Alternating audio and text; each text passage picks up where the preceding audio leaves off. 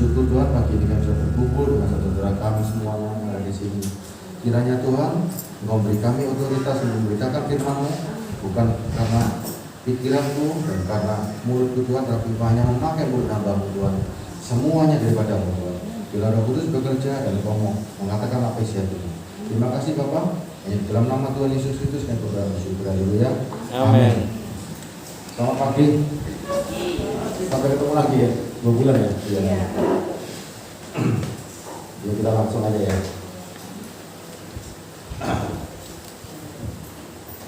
Saya kasih judul hari ini adalah murid yang belum dewasa ya. Kita ini belajar ya. Murid-murid Yesus selama mengikut Yesus, menurut saudara mereka sudah dewasa kan kira-kira? Pada waktu ada Yesus, mulai dari Yakobus, Yohanes, Petrus, Andreas, Filipus, apakah mereka sudah dewasa menurut saudara? Kita belajar ya. Murid-muridnya Yesus selama ada Yesus sudah dewasa atau belum dewasa? Hah? Menurut usia sudah. Menurut usia sudah. Menurut beneran dewasa nggak kira-kira ini?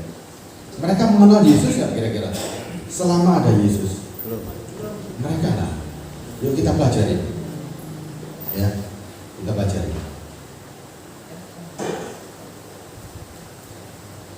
Murid-muridnya Yesus kelakuannya gila nih. Ya. Jadi kita perlahan, kita mulai jadi murid, kita belajar ya. Kita jadi muridnya Yesus sampai nanti kita menjadi dewasa ya. Mungkin kita pun juga sama seperti muridnya Yesus hari ini. Kita punya 6 ciri di sini. Ada 7 ciri ya. Apa ciri pertama dari murid-muridnya Yesus? Kita baca dari Lukas. Lukas 8 ayat 24. Lukas 8 ayat 24. Lukas 8 ayat 24. Maka datanglah murid-muridnya membangunkan dia. Katanya, Guru, Guru, kita binasa. Ia pun bangun, lalu menghardik angin dan air yang mengamuk itu. Dan angin dan air itu pun reda dan danau itu menjadi teduh. Apa ciri orang yang belum dewasa? Pertama kali yang dicatat di sini. Mereka sebetulnya nggak percaya dengan Tuhan. Kalau Tuhan punya kuasa atas segala sesuatu. Terbukti dengan apa? Ketika ada angin badai, mereka ngajak Tuhan Yesus. Dan sebelumnya mereka juga lihat mujizat. Apa yang mereka lakukan? Takut. Takut. Sekarang kita bandingkan satu persatu. Saudara dengan muridnya Yesus sama nggak hari ini? Ada masalah ini datang. Apa yang dialami saudara hari ini? Takut? Takut nggak kita hari ini? Pasti takut. Ya kan? Kita nggak apa-apa. Kita ini belajar hari ini. Kita ini dewasa apa enggak hari ini? Kita belajar. Walaupun nggak dewasa nggak apa-apa. Kita mendengarkan firman supaya kita menjadi dewasa. Apa arti kedewasaan bersama Tuhan? Yuk. Kalau saudara hari ini berhadapan masalah, seperti murid-murid itu, saudara kan punya Roh Kudus dalam hidup saudara. Seperti yang selalu saya ajarkan, harus punya Roh Kudus benar. Ketika ada masalah, saudara takut. Pasti pikirannya merawang-rawang nggak karu-karu. Wah, bagaimana ini ada masalah? Masalahnya malah nggak seberapa. Kalau ini masalahnya adalah tentang nyawa. Kalau orang naik kapal kena gelombang besar, apa yang terjadi? Kalau kapalnya terbalik, nyawanya melayang. Sekarang masalahmu dengan masalah yang dihadapi murid-murid, besar mana kira-kira? Besar yang dialami murid-murid. Murid-murid takut. Saudara berpikir, oh wajar takut. Tapi kita hari belajar. Tuhan punya kuasa nggak untuk menghentikan angin ribut itu? Iya. Punya. Pertama yang harus kita pelajari dari murid-murid, mereka memang tidak dewasa pada hari ini, tapi mereka belajar untuk menjadi lebih dewasa. Saudara punya masalah nggak apa-apa, nanti saya terangin. Masalah catat ya. Tapi saudara punya Tuhan yang sewaktu-waktu bisa menolong saudara. Masalah hari ini kita nggak diperhadapkan, saudara kan nggak diperhadapkan dengan nyawa hari ini. Sekalipun diperhadapkan dengan nyawa, tapi saudara punya keyakinan Tuhan bisa menyelamatkan. Entah disembuhkan atau makin dipercepat ketemu dengan Tuhan. Itu sama-sama ya. Jadi pertama, masih banyak murid-muridnya juga masih banyak orang yang tidak percaya bahwa Tuhan punya kuasa. Ya, yang pertama. Yang kedua, Lukas 9 ayat 46.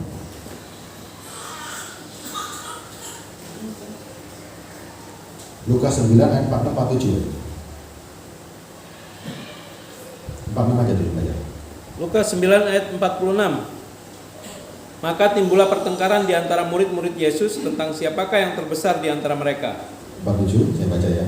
Tetapi Yesus mengetahui pikiran mereka. Karena itu ia mengambil seorang anak kecil dan menempatkan di sampingnya. 48. Dan berkata kepada mereka, barang siapa menyambut anak ini dalam namaku, ia menyambut aku. Dan barang siapa menyambut aku, ia menyambut dia yang mengutus aku.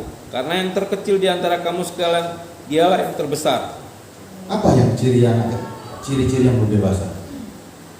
Ketika saudara dalam apapun, apalagi dalam pelayanan, kepingin apa? Menjadi yang paling berkuasa, yang paling besar. Apalagi dalam pelayanan. Ya. Terus gara-gara itu sampai apa coba? Perikop pertamanya. Maka timbullah pertengkaran. Coba. Yang suka bertengkar itu biasanya anak kecil atau orang besar? Anak kecil. Yang diperebutkan apa coba? Hanya kepingin diakui. Dia ingin mendapat pengakuan. Murid-muridnya Yesus, coba. Orang sudah dewasa semua. Bertengkar gara-gara kok kepingin menjadi yang terbesar di antara saudara-saudaranya sekalian. Coba sadari atau enggak? Jangan-jangan kita juga punya ini juga. Dengan saudara kita di rumah tangga, dimanapun kita nggak mau ngalah. Kita mau menjadi yang paling berkuasa, yang semua orang pasti nurut sama kita.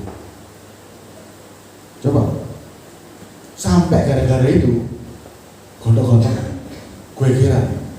Contoh sedikit aja.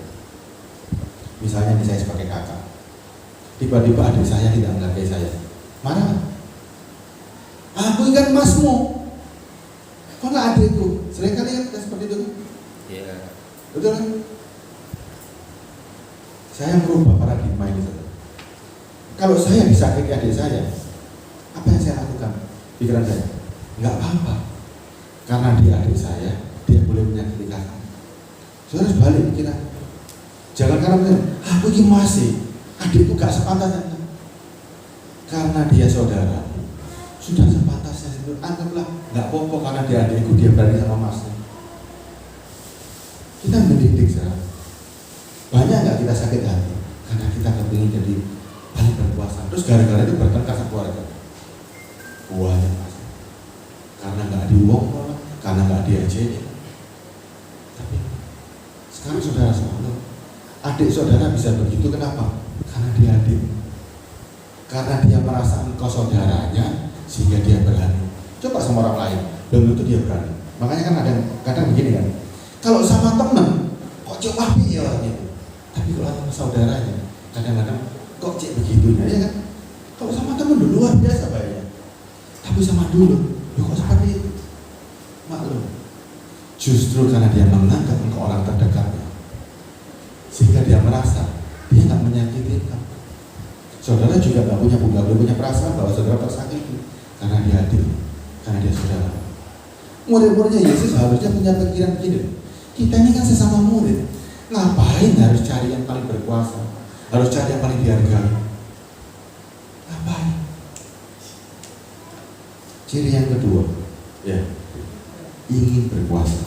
Sekarang yang ketiga, Lukas 9 ayat 54. Lukas 9 ayat 54. Ketika dua muridnya, yaitu Yakobus dan Yohanes, melihat hal itu, mereka berkata, Tuhan, apakah engkau mau supaya kami menyuruh api turun dari langit untuk membinasakan mereka? 5-5-nya. Akan tetapi ia berpaling dan menegur mereka. 5. Lalu mereka pergi ke desa yang lain. Ini ada kejadian aneh, saudara. Yesus lagi jalan menyusuri perbatasan Samaria. Sama orang Samaria nggak boleh masuk. Terus Yakobus dan Yohanes, apa gayanya itu? Dia sombong secara rohani. Tuhan, apakah engkau mau supaya kami menyuruh api turun dari langit untuk membinasakan mereka? Kira-kira bisa nggak mereka menurunkan api dari langit? Bisa nggak? Coba ini bersama Yesus lagi. Kenapa Yakobus dan Yohanes yakin bahwa dia bisa memerintahkan malaikat menurunkan api dari langit? Kenapa? Saudara baca kejadian yang di atasnya. Mereka itu, ya kita baca Lukas 9 ayat yang di atas. Ayat 1. Kenapa sih Lukas dan Yohanes ini kok pede banget gitu? Lukas 9 ayat 1. Maka Yesus memanggil ke-12 muridnya, lalu memberikan tenaga dan kuasa kepada mereka untuk menguasai setan-setan dan untuk menyembuhkan penyakit-penyakit. Nah, apa yang membuat mereka yakin sebetulnya? Yesus sudah memberikan kuasa sebelumnya. Dia pikir kuasa itu bisa diperintah seenaknya. Banyak nggak kita ini yang berpikir seperti itu? Oh, Tuhan sudah memberikan kuasa sehingga kita itu bisa seenaknya mengeluarkan kuasa dan macam-macam. Kira-kira kalau Yesus jawab, ya sudah turunkan api, bisa? Coba. Kira-kira Pak Jum bisa nggak Pak? Yesus bilang ya udah turunkan api. Hah? Nggak bisa. Karena Tuhan tahu nggak mungkin. Tuhan sendiri punya sifat. Dia untuk menunjukkan kasihnya dia nggak mau seperti itu. Kalau Tuhan mau, waktu Tuhan disalib dia bisa turunkan malaikat. Tapi kan Tuhan jawab dia nggak mau. Aku bisa mengirimkan malaikat, dia nggak mau. Kerajaanku bukan kerajaan dunia. Yesus dengan pasti. Kalau seandainya Yesus jawab guyon sama muridnya, oke turunkan malaikat itu, tidak akan terjadi. Karena kuasa itu sebelumnya Yesus yang memberikan. Loh kalau Yesus tidak setuju dalam hatinya, nggak mungkin terjadi. Ya. Ciri yang ketiga adalah sombong rohani. Antara sombong rohani dengan yakin itu bedanya tipis. Sombong rohani itu merasa begini, saudara itu nggak melakukan apa-apa, baru ditunjuk Tuhan, baru diutus Tuhan, diberikan kuasa untuk memberitakan kerajaannya. Saudara merasa orang paling penting, aku bisa dilengkapi dengan kuasa. Saudara nggak berpikir bahwa kuasa ini bukan untuk dipergunakan seenak hati kita. Yohanes dan Yakobus waktu dia ditolak sama orang Samaria, dia perintahkan seenak hatinya dia. Dia pikir dia punya kesaktian. Dia pikir dia punya kuasa yang luar biasa. Coba, kalau misalnya Yesus ngomong, oke keluarin, terus ternyata nggak ada kuasanya, murid-muridnya kan dipermalukan sampai hari ini. Tapi Yesus menutupi, nggak usah, kita berpaling dan menegur mereka, nggak usah. Tegurannya Yesus pasti bilang begini, kamu gila, Yohanes dan ini Yakobus, saya nggak pernah merintahkan seperti itu. Yuk kita pergi ke tempat lain. Itu pasti teguran Yesus apa kira-kira? Pasti ngomong kamu ini murid-muridnya nggak berkaruan. Aku mengajarkan kasih, kamu mau menurunkan api, ya kan? Sombong secara rohani. Jangan-jangan kita pun juga begitu. Merasa bahwa kita ini anak Allah, sehingga apapun kita sakit nggak mau ke dokter. Banyak seperti itu. Kalau memang sakit, ada dokter pun juga dari Tuhan. Jangan anti yang begitu-begitu, ya. Jangan sok dengan kuasa-kuasa yang seakan-akan, oh ini sakit aku imani, tanpa ke dokter, tanpa minum ini saya sembuh. Kalau imanmu kuat dan kamu yakin, saudara yakin, mati pun nggak apa-apa, silakan jalani. Untuk apa orang Tuhan memberikan kemampuan berpikir pada dokter dan rumah sakit? Untuk orang-orang yang memang membutuhkan. Tidak boleh dianti seperti itu ya. Saya banyak dengar, bahkan ada teman saya, seorang hamba Tuhan, kalau sakit nggak mau ke ke dokter nggak mau minum obat. Ada teman sekolah saya. Kalau memang dia yakin dan dia kuat, kalaupun mati nggak apa-apa ya silakan. Tapi kalau kita jadi antara jangan segini, sok rohani itu seakan-akan dibawa semuanya kepada rohani, dibawa kepada iman. Nggak perlu seperti itu. Tidak perlu menunjukkan sesuatu yang apa ya seakan-akan ya. Ketua ini sok rohani, tapi aslinya nggak seperti itu. Ya, jangan pernah melakukan sombong sok rohani. Yang keempat, Lukas 22 ayat 24.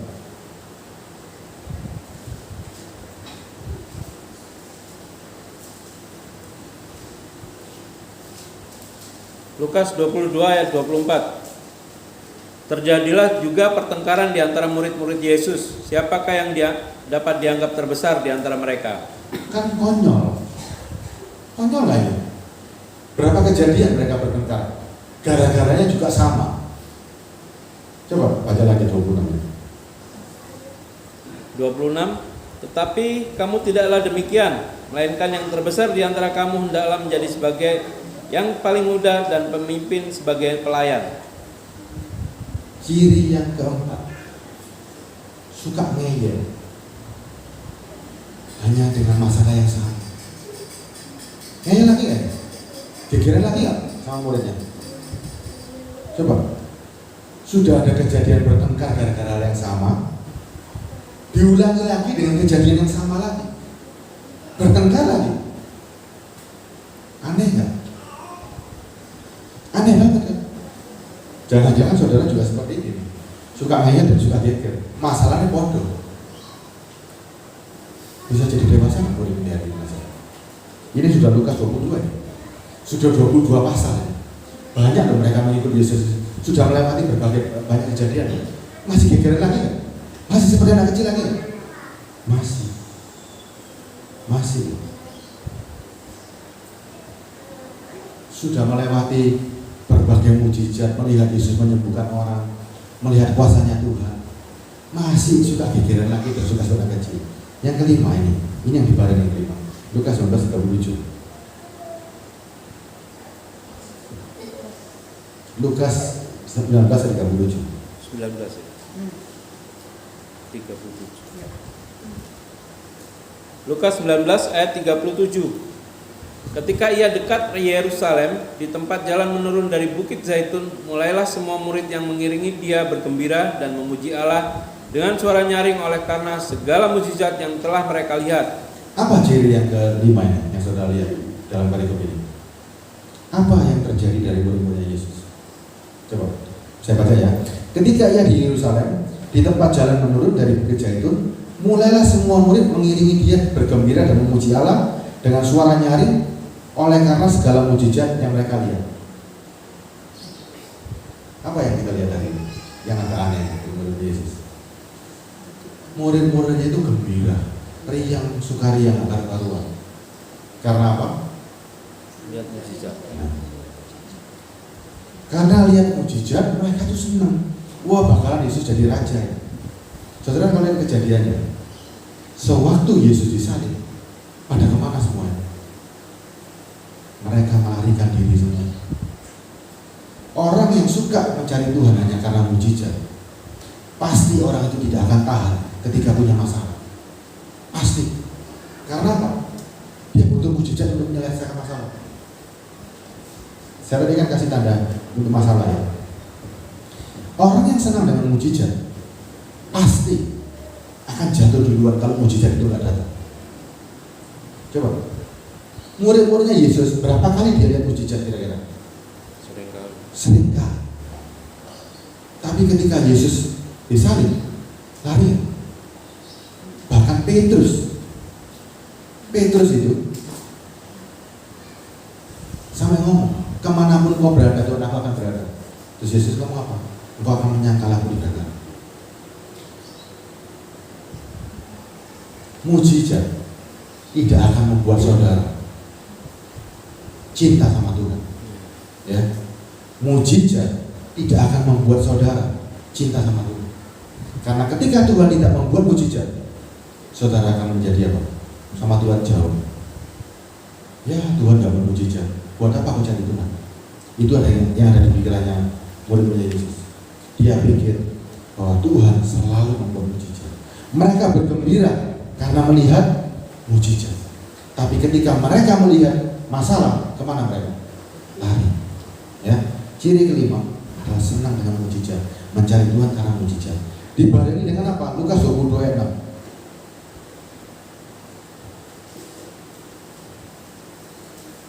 Dan Lukas 22 ayat 6. Lukas 22 ayat 6. Ia menyetujuinya dan mulai dari waktu itu ia mencari kesempatan yang baik untuk menyerahkan Yesus kepada mereka tanpa setahu orang banyak. Ayat 5-nya saya bacakan. Mereka sangat gembira dan bermufakat memberikan sejumlah uang kepadanya. Siapa yang di sini yang memberikan uang? Yudas. Ciri orang yang belum dewasa, suka menjual Tuhan demi berkat. Berapa banyak saudara menjual Tuhan demi berkat? Saya mau ke gereja karena mau Natalan. Saya mau ke gereja kalau Tuhan memberkati. Kenapa mau Natal datang? Karena Natalan ada bingkisan. Baru saudara mau ke gereja. Jangan-jangan saudara seperti Yudas, suka menjual Tuhan kalau ada duitnya. Saudara mau ke gereja kalau ada duitnya. Saudara mau ke gereja kalau ada berkat. Bahaya. Ciri orang yang gak dewasa, menuntut sesuatu dulu untuk Tuhan berikan, baru dia mau. Yuk sadari apa enggak? Jangan-jangan kita ini sudah mulai masuk dari 6 ciri kita punya semua. Ya, ada nggak seperti ini? Jangan malu, nggak apa-apa. Saya dulu juga seperti itu soalnya. Saya mau ke gereja karena kepingin diberkati. Saya seperti itu loh. Ada mobil tak tumpang tangani. Istri saya tahu, ada mobil bagus tak tumpang tangani dalam nama Yesus supaya bisa di mobil itu. Gila kan? Ada rumah mewah tak tumpang tangani, tunjuk-tunjuk gitu. Jadi orang gila itu. Itu bukan iman, saudara. Iman bukan seperti itu. Kalau beli mau mobil itu ya bekerja. Nggak bisa cuma di tangan, enggak. Harus bekerja. Berapa banyak yang mau ke gereja hanya cuma kepingin supaya Tuhan memberkati. Tadi ingin dapat mujizat, sekarang ingin dapat berkat. Atau ekstrimnya begini, kalau ada tawaran di luar kekristenan, ada tawaran untuk berbuat dosa, karena dosa itu menghasilkan uang, saudara lupa yang namanya Tuhan. Ada nggak seperti itu? Misal, saudara yang dalam bekerja, ketika ada tawaran untuk melakukan sesuatu yang bertentangan dengan firman, saudara lakukan, sama dengan jual Tuhan. Tuhan kan gak ketok, tak lakukan nanti aku bisa minta ampun. Sama dengan Yudas. Yudas dapat duit, dia berpikir Tuhan kan gak datang, Tuhan gak tahu. Berapa banyak hari kita mencari Tuhan hanya untuk kepingin berkat. Itu sama dengan saudara menjual Tuhan. Kalau ada orang yang menawarkan lebih, saudara pasti kaget. Ya, kita sekarang tidak boleh sebenarnya kecil, lebih dewasa lagi. Lukas 22 ayat 57 ini yang tadi yang saya ceritakan. Lukas 22 ayat 57.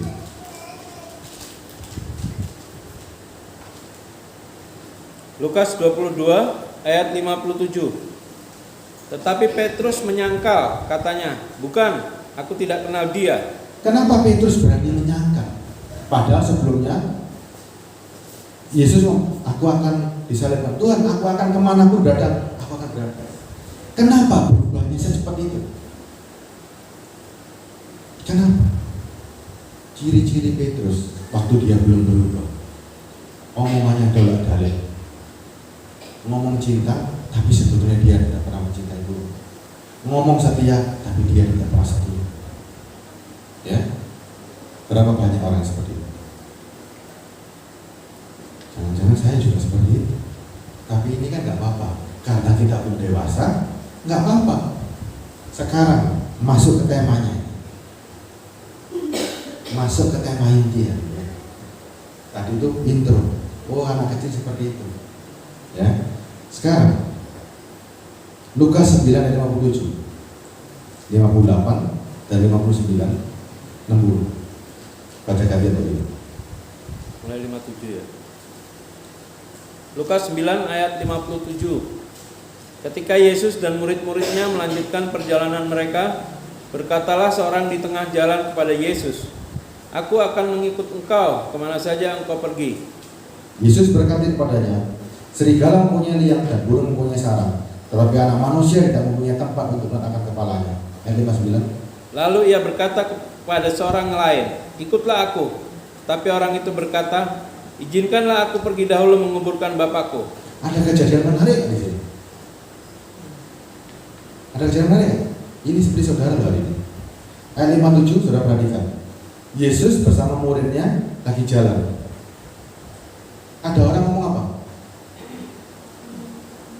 Ada orang ngomong apa itu? Mengikut engkau. Yesus yang bertanya dulu atau orang yang ngomong duluan?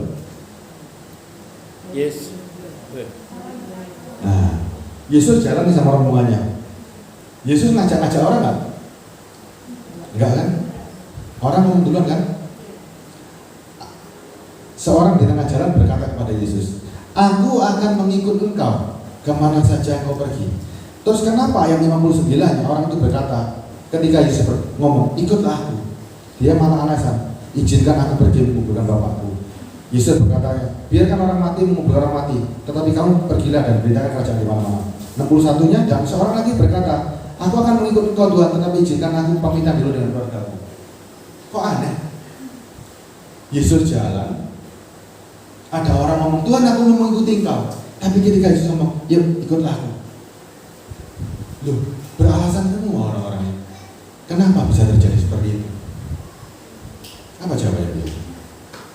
Pak Juli tiba-tiba ngomong sama saya misalnya, saya akan ulang lagi, "Pak, saya mau ikut kemana pun Anda berada." Saya bilang, "Ayo ikut aku dulu." Tiba-tiba Pak Juli ngomong, "Enggak, aku tak mau bodoh bapakku dulu." Kenapa? Ragu. Kenapa? Kenapa ini adalah? Baca 58. 58. Yesus berkata kepadanya, "Serigala mempunyai liang dan burung mempunyai sarang, tetapi anak manusia tidak mempunyai tempat untuk meletakkan kepalanya." Apa yang terjadi di sana sebenarnya? Murid orang itu mau ngikut Yesus, tapi jawabannya Yesus apa dia? "Aku nggak ada apa-apa loh." Coba. Yesus bilang kan, waktu dia tanya, "Tuhan, aku mau mengikut engkau, kemana saja engkau pergi." Itu kita sekarang ini. Kita hari ini bilang, "Tuhan, aku mau kemana pun, kemana engkau pergi." Ya kan? Tapi kalau Yesus bilang gini, serigala mempunyai liang, burung mempunyai sarang, tetapi anak manusia tidak mempunyai tempat untuk meletakkan kepalanya. Aku ya gak ada apa-apa loh. Gimana dong? Langsung jangan mikir loh. Tak pikir kan kalau ikut engkau, aku mendapat sesuatu. Ini kan bayangannya orang. Coba, ini loh bayangannya orang hari ini. Langsung kita mikir, "Tuhan, ikut nanti dulu ya. Bapak saya mati, saya tak kuburkan dulu." Kalau bapaknya mati, ngapain dia bicara seperti itu? Ini adalah berbagai alasan. Berbagai alasan. Sudah tahu Yesus gak tanya, Yesus jalan sama murid-muridnya ditanyain, "Tuhan, aku mau mengikuti engkau." Tapi Yesus jawab, "Aku gak punya apa-apa." Harusnya, seharusnya, kalau mereka secara dewasa dan mereka yakin siapa itu Yesus, ketika Yesus bilang begitu, apa jawabnya? "Tuhan, sekalipun kau gak punya apa-apa, aku tetap mau mengikuti engkau." Amin. Iya kan? Ini ada kejadian konyol kan ini kan? Orang ngomong karpe dewe, disangkal-sangkal sendiri. Jangan-jangan ini kita hari ini. Janjinya ikut Yesus, di tengah jalan mutung karpe dewe. Kenapa kita mutung? Kenapa kira-kira Pak Juli ya kan? Jelas ya? Karena Yesus tak punya apa-apa. Ya. Mau berkatnya aja. Mau berkatnya saja. Sekarang Lukas 21:13. Nah ini kita belajar. Mau dewasa hari ini? 21. Pertanyaannya sekarang sebelum ini dibaca, mau dewasa nggak kita? Mau ya? Oke. Sekarang 1, 2, 3 ini iman ya. Saya mau dewasa. Saya mau dewasa. Benar loh ya? Saudara sudah janji loh ya. Saya mau dewasa. Saya mau dewasa. Baru boleh baca ini ya. Lukas 21:13. Lukas 21 ayat 13. Hal itu akan menjadi kesempatan bagimu untuk bersaksi. Kedewasaan rohani saudara untuk menyaksikan segala perbuatan Tuhan. Amin ya. Amin. Mau lo ya. Ayat ini, hal itu menjadi kesempatan bagimu untuk bersaksi. Saya ambil ayat 13-nya, baru saya baca ayat 9, 10, 11, 12. Mulai 9. Kita baca gantian, baca supaya nggak capek. Lukas 21 mulai ayat 9 sampai 12. Dan apabila kamu mendengar tentang peperangan dan pemberontakan, janganlah kamu terkejut, sebab semuanya itu harus terjadi dahulu. Tetapi itu tidak berarti kesudahannya akan datang segera. Ia berkata kepada mereka, bangsa akan bangkit melawan bangsa dan kerajaan melawan kerajaan. Dan akan terjadi gempa bumi yang dahsyat, dan di berbagai tempat akan ada penyakit sampar dan kelaparan. Dan akan terjadi juga hal-hal yang mengejutkan dan tanda-tanda yang dahsyat dari langit. Tetapi sebelum semuanya itu, kamu akan ditangkap dan dianiaya. Kamu akan diserahkan ke rumah-rumah ibadah dan penjara-penjara. Kamu akan dihadapkan kepada raja-raja dan penguasa-penguasa oleh karena namaku. Baru ayat 13 saya baca ya. Hal itu menjadi kesempatan bagimu untuk berarti apa saudara? Kalau orang yang dewasa secara rohani bukan hidup dalam ketakutan, tetapi menantikan kapan kejadian ini Tuhan, supaya aku bisa menyaksikan bersama Engkau, supaya hidupku jadi kesaksian. Saudara, sekarang berapa banyak orang dengar tentang ditakut-takuti tentang masa ini. Banyak nggak bantuan yang hari ini bahkan akan terjadi menebar ketakutan. Kalau saudara sudah dewasa, saudara menantikan suasana ini.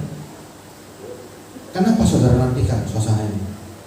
Karena hal ini menjadi kesempatan. Loh, saudara ragu sekarang ini, takut sekarang. Ragu sekarang ini. Kenapa saudara ini menantikan?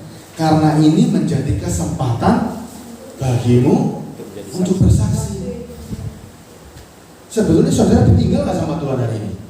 Kalau saudara punya kesempatan untuk bersaksi, ditinggal sama Tuhan nggak? Ditinggal kira-kira ini.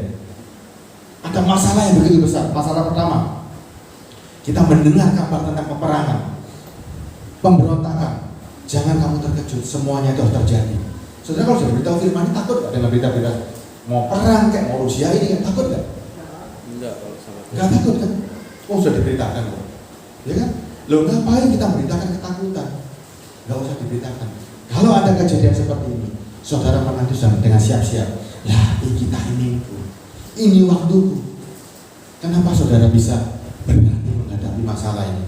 Ya, masalah yang lain akan terjadi gempa bumi, akan ada penyakit sampar, ada kelaparan, ada terjadi hal yang mengejutkan dan tanda-tanda dahsyat di langit. Gempa bumi, takut nggak saudara? Nggak takut. Penyakit sampar, kena COVID, takut nggak? Nggak takut, malah Pak, kanteni masa seperti ini. Inilah yang aku tunggu-tunggu. Kenapa begitu? Kenapa bisa begitu? Ingat saudara, kesempatan itu sesuatu yang baik. Datangnya berulang-ulang. Kesempatan itu nggak datang berulang-ulang. Tapi ketika kita sudah punya persiapan dan tahu resepnya, bahwa ternyata kita ini nggak ditinggal Tuhan, supaya kita menjadi kesempatan untuk bersaksi. Kalau orang bersaksi berarti apa? Sudah mengalahkan masalah atau dia terjerumus dalam masalah itu? Mengalahkan masalah. Sekarang caranya bagaimana? 14. Ini kuncinya saudara. Ini yang nggak boleh ditinggal ya. Sebab masih banyak. Masih 34 menit. Masih. Yang ke-14. Sebab itu tetapkanlah di dalam hatimu supaya kamu jangan memikirkan lebih dahulu pembelaanmu. Stop dulu ya. Sebab tetapkanlah di dalam hatimu supaya kamu jangan memikirkan dahulu pembelaan.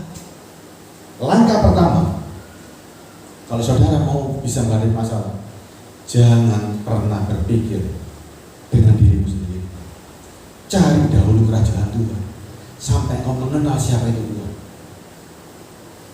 Kalau saudara mengenal siapa itu Tuhan, kira-kira saudara ditinggal? Ayat 15 ya. Sebab aku sendiri akan memberikan kepadamu kata-kata hikmat, sehingga kamu tidak dapat ditentang atau dibantah lawan-lawanmu. Ini contoh yang diambil adalah ketika Petrus dihadapkan di pengadilan agama. Petrus orang bodoh atau orang pintar? Petrus orang bodoh atau orang pintar sebelumnya? Hah? Latar belakangnya Petrus orang terpelajar atau orang biasa? Kisah Rasul 4 ayat 13. Dibuktikan nggak dengan Tuhan salah satu contohnya? Ya. Petrus nggak mengalami gempa bumi, ya. Tapi Petrus mengalami kejadian dia mau dianiaya. Kisah Rasul 4 13. Kisah para Rasul 4 ayat 13. Ketika sidang itu melihat keberanian Petrus dan Yohanes dan mengetahui bahwa keduanya orang biasa yang tidak terpelajar, heranlah mereka, dan mereka mengenal keduanya sebagai pengikut Yesus. Kejadian sebelumnya kenapa sampai orang-orang bicara? Mereka Petrus dan Yohanes ini orang biasa. Lu kok bisa ngomong dengan hikmat yang seperti itu? Tuhan menepati janjinya kan? Yang di Lukas. Ditepati kan? Sebab aku sendiri akan memberikan kepadamu kata-kata hikmat sehingga kamu tidak dapat ditentang atau dibantah lawan-lawan. Petrus dan Yohanes mengalami kejadian langsung. Saya yakin saudara kalau mengalami gempa bumi, mengalami kelaparan, mengalami penyakit sampar, mengalami COVID, mengalami apa, bisa bersaksi kan? Dan itu merupakan kesempatan. Tapi caranya, janjinya Tuhan ayat 18. Ayat 18 ya. Apa janjinya Tuhan? Kisah Rasul itu. Kisah Rasul enggak? Yang Yohanes itu. Lukas 21 ayat 18. Oke. Lukas 21 ayat 18. Tetapi tidak sehelai pun dari rambut kepalamu akan hilang. Ini janji Tuhan enggak? Tetapi tidak sehelai dari rambut kepalamu pun akan hilang. Ini janji yang luar biasa. Coba, janji yang luar biasa. Rambut rontok satu saja Tuhan tidak izinkan. Nah, tapi caranya bagaimana? Jangan pernah berpikir bahwa kau sendiri. Cari dahulu kerajaan surga dan kau benar-benar mengetahui siapa Tuhan. Ayat 19 ya. Yang kedua, ya, yang saudara harus mantap ini. Kalau kamu tetap bertahan, kamu akan memperoleh hidupmu. Apa arti bertahan di sini? Kalau kamu tetap bertahan, kamu akan memperoleh hidup. Apa arti bertahan di sini? Kuat. Kuat. Apa arti bertahan? Ya. Kalau engkau tetap memiliki iman bahwa Yesus sebagai Tuhan dan Juru Selamat, engkau harus bertahan seperti itu. Artinya apa? Sekalipun engkau gak melewati masalah itu, tapi kematian bahkan bisa menjadi kesaksian bahwa ternyata orang-orang Kristen seperti sekarang ini, sekalipun dia mati dia gak takut kok, karena dia yakin dia disiapin surga. Kalau kau punya iman yang bertahan, imanmu bertahan seperti ini, hidupmu jadi kesaksian, mati pun jadi kesaksian. Ingat loh, janji Tuhan itu bukan hanya cuma hidup. Yang dinamakan mengatasi masalah ada dua. Bisa mengatasi masalah beneran secara duniawi dan bisa mengatasi masalah yang terpenting secara rohani. Kematianmu pun bisa menjadi berkat buat orang-orang. Coba misalnya sekarang, ini loh ada orang Kristen, ada masalah nggak takut, ada penyakit nggak takut, akhirnya karena COVID mati beneran. Tapi dalam kematiannya pun dia tidak pernah menyangkal dirinya, nggak pernah kemerungsung, nggak pernah ini, dan di keluarganya pun tetap menyatakan bahwa Tuhan tetap yang terbaik. Kan jadi kesaksian. Wong kita ini pasti semuanya mati, hanya tinggal menunggu gilirannya mati. Berani nggak sekarang? Masalah adalah kesempatan untuk kita bersaksi, baik hidup kita, baik kematian kita.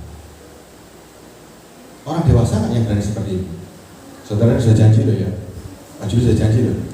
Berarti orang yang dewasa kalau ada masalah takut Takut nggak? Enggak. Malah menunggu kapan ini terjadi supaya aku bisa menunjukkan imanku kepada Kristus.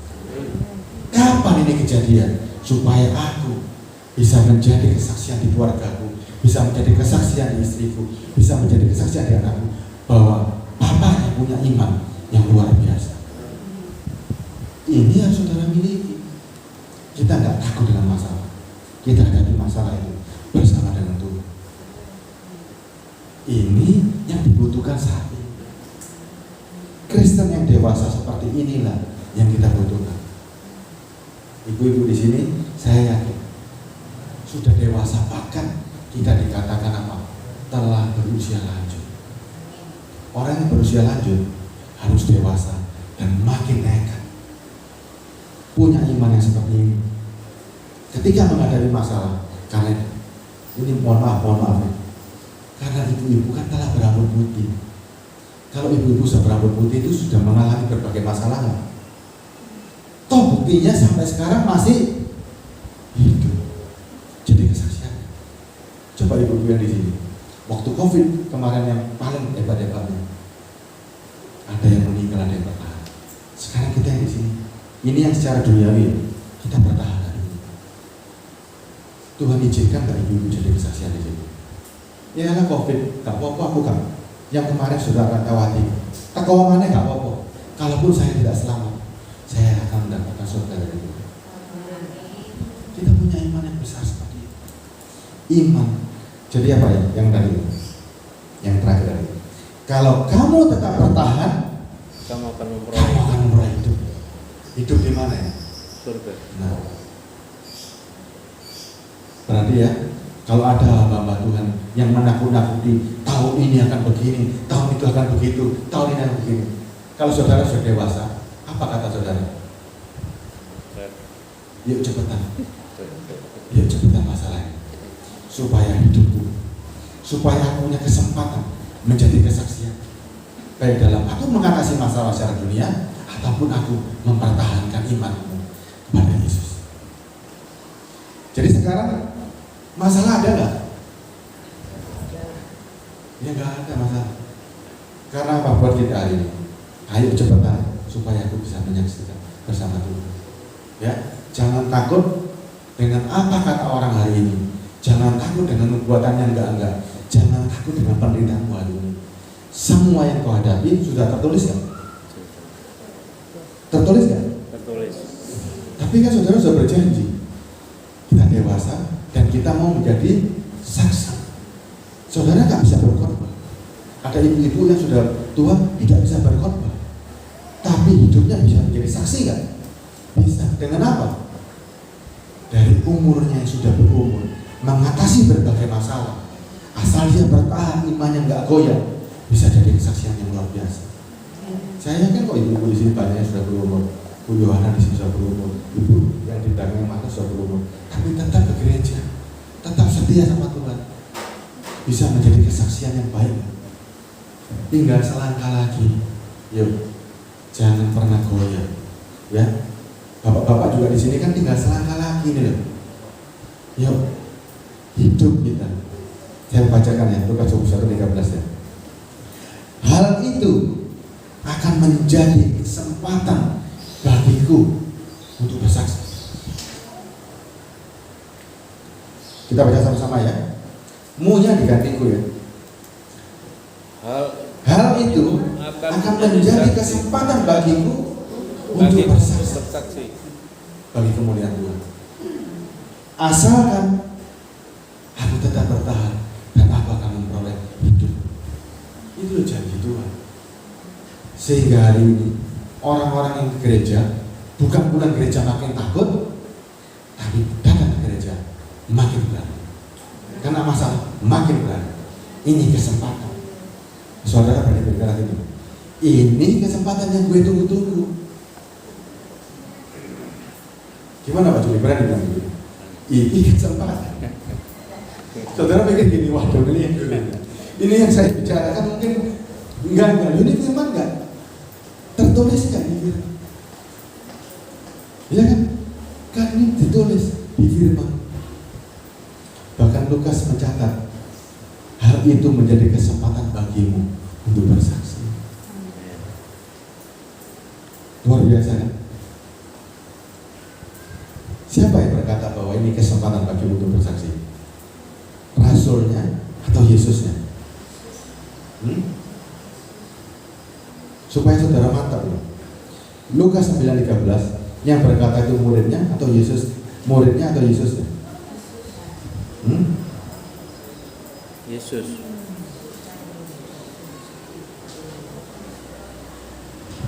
Kita baca sama-sama ya.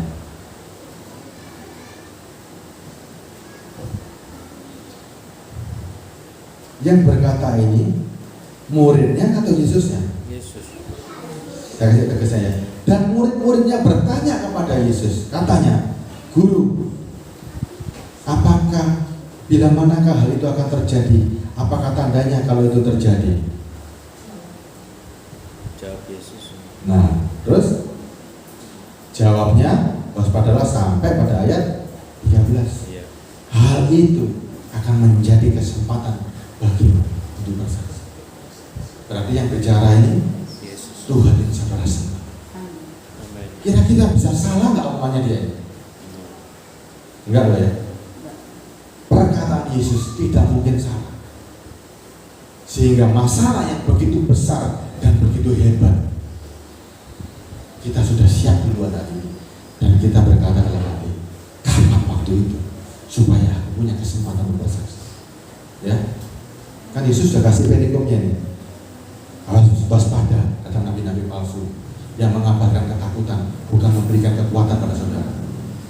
Ya, ayat yang pertama kan sudah baca dulu. Waspada supaya kamu jangan disesatkan. Sebab banyak orang akan datang memakai namaku dan berkata akulah dia, dan saatnya saudara jangan kamu mengikuti dia. Ini kalimatnya. Banyak orang hari ini menjadi penyesat.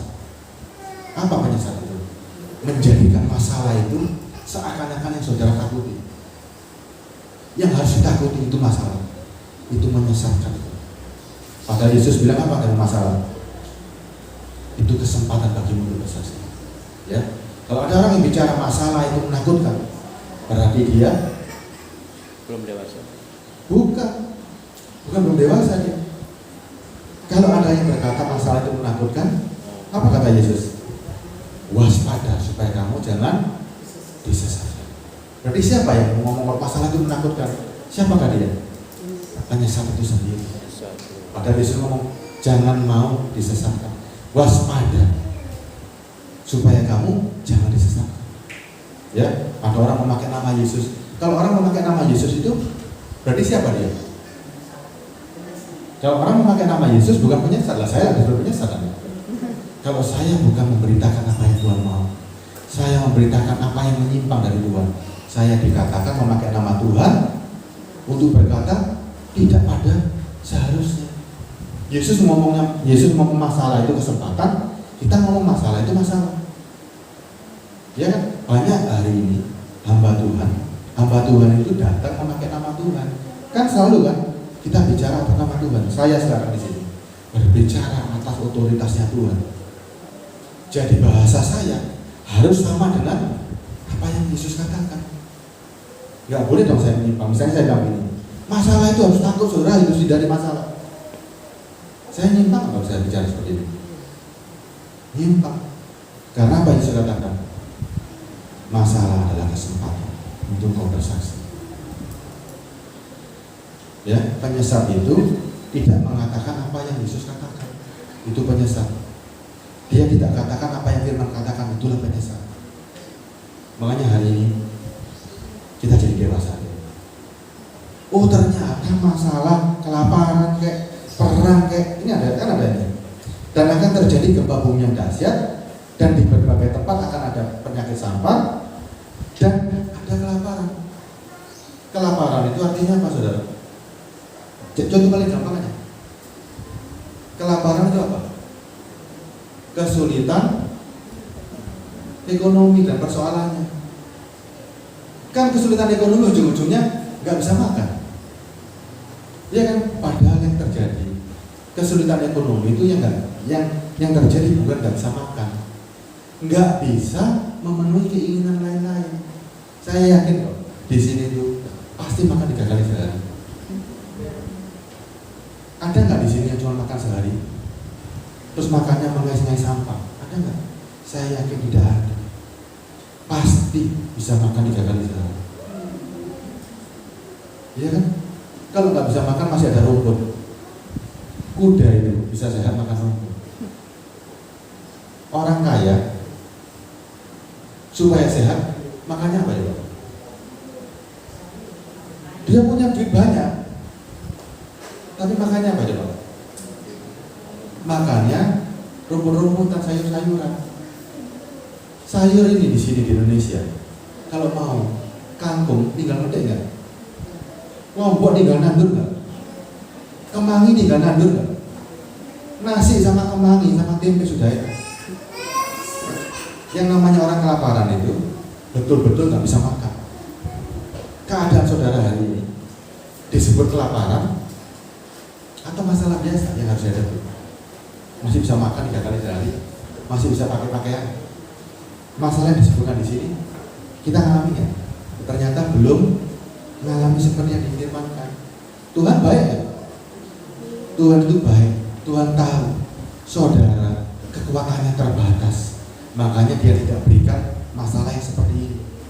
Kasihan loh orang-orang yang di Syria yang pada waktu ada ISIS benar-benar dia dipenggal, harus menyangkal imannya.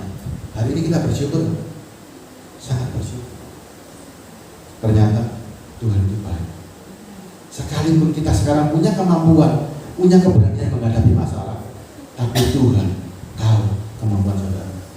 Ya, ada yang kelaparan nggak? Kalau ada kelaparan, kalau saya diundang lagi tak bawain nasi bungkusan. Ya, dan saya yakin gak ada yang kelaparan ya. Waktu saya sudah berjalan, ibu tidak berjalan. Bapak di surga, Engkau Allah yang begitu baik. Kami percaya bahwa Engkau Tuhan yang tidak meninggalkan kami. Kami memiliki Tuhan kedewasaan secara rohani. Kami memiliki iman yang harus bertahan sampai kesudahan kami. Sekalipun Engkau menolong ataupun kami mati pun, kami akan diterima di dalam surga yang Kau janjikan Tuhan. Sehingga Tuhan, ketika kami mendengar kabar-kabar berita tentang masalah, menderita kabar-kabar buruk, kami siap menghadapinya dan kami akan menantikan Tuhan, supaya kami memiliki kesempatan untuk menjadi kesaksian bersamamu. Terima kasih Bapak, kami bukan anak-anak kecil yang takut dengan masalah. Kami bukan anak-anak kecil seperti murid-muridmu yang waktu mereka belum dewasa, tetapi kami akan menjadi murid-muridmu yang setelah mereka melihat kematianmu dan melihat kebangkitanmu, bahwa Engkau Allah yang begitu berkuasa, kami memiliki keberanian yang luar biasa. Hari ini kami menjadi orang-orang yang dewasa Tuhan. Terima kasih Bapak, ampuni kami yang selama ini walaupun umur kami sudah tua, tapi kami sebagai anak-anak. Hari ini Tuhan, kami akan dewasa secara rohani. Hanya di dalam nama-Mu Tuhan kami berdoa dan bersyukur, demi Bapa dan Putra dan Roh Kudus. Haleluya. Amin.